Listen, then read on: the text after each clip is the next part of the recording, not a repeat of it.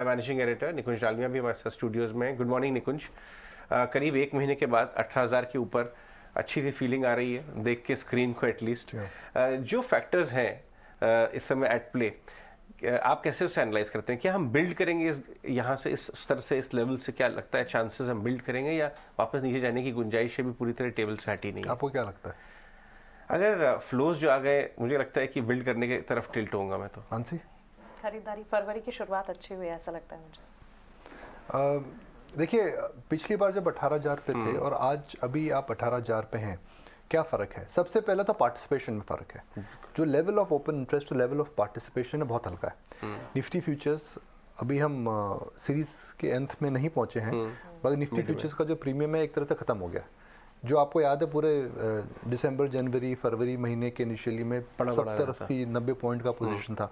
तो trader anticipate कर रहा था कि आज नहीं तो कल हमें एक ब्रेकआउट मिलेगा। इस समय ट्रेडर मायूस हो चुका है। इस समय ट्रेडर को पता है कि जो ब्रेकआउट ट्रेड है मल्टीपल टाइम्स फेल हो चुका है। ये देखिए, हमने एक बहुत ही अमेजिंग ग्राफ बनाया है, सब निफ्टी वाला लेके आइए। हाँ, ये 4 बार उससे करीब जाके 1, 2, 3, 4 अब जाके 18,000 के ऊपर पहुंचा है। 1, 2, 3, 4 क्या 5वीं बार होगा? हाँ, किसके ऊपर पड़ेंगे? सवाल यही है। सवाल ये है। तो मुझे लगता है कि जो मार्केट की पोजीशनिंग है वो काफ़ी लाइट है। नंबर 1, मार्केट में उम्मीद नहीं है, कोई ब्रेकआउट ट्रेड को प्ले नहीं कर रहा है। सबसे पहले तो वो फैक्टर है। सेकंड फैक्टर है कि इस समय रिलायंस कंट्रीब्यूट कर रहा है। तीसरा फैक्टर है फ्लोज आए हैं कई सालों, कई महीनों के बाद। अक्टूबर के नवंबर में फ्लोज पैची थे, दिसंबर में फ्लोज नेगेटिव थे, जनवरी में नेगेटिव थे। फ्लोज वापस आए हैं। चौथा, कोई ट्रिगर नहीं है। आप जनवरी में आप बोल रहे थे भाई बजट का वेट करते हैं, फिर आप अर्निंग सीजन का वेट कर रहे थे। अब अगले 15-20 दिन के लिए कोई ट्रिगर नहीं है। तो जब ट्रिगर नहीं है तो मार्केट को किसी बात का फियर नहीं है। तो अब जो मार्केट है इस समय लाइट है। एफआई वापस आ चुका है। रिलायंस जैसा हैवीवेट इस समय मजबूती से कंट्रीब्यूट कर रहा है और कोई ट्रिगर नहीं है। तो कुल मिलाकर के जब मार्केट में आपको ट्रिगर, जब मार्केट में सब एक तरफ हो जाता है ना, when everybody is on same side of the board, मैंने हमेशा देखा मार्केट उल्टा चलता है। तो मेरा समय मानना है कि देखिए, काफी बड़े दिग्गजों इन्वेस्टर्स से बातचीत हुई, एक आप अंदाजा लगा सकते हैं। पर जब आप अंदाजा लगा रहे हैं तो मुझे लगता है कि इस समय शायद हो सकता है कि मार्केट आपको एक ब्रेकआउट दे सकता है।